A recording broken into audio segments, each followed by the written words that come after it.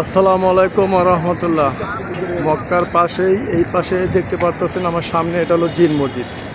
এই জিন মসজিদ থেকে আপনারা কীভাবে কবরস্থানের ওইখানটায় যাবেন আমি দেখাচ্ছি। এই ঘুরবেন, ঘুরা সোজা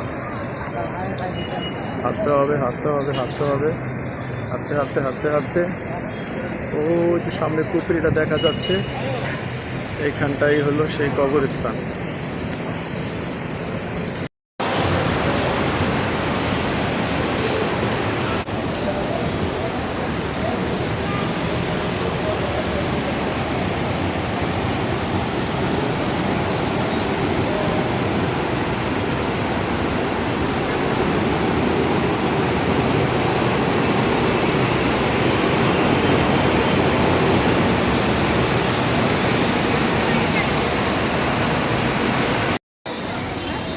আসসালামু আলাইকুম রহমতুল্লাহ।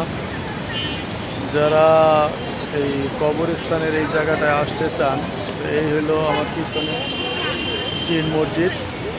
তো জিন মসজিদের এই পাশেই এই কবরস্থান।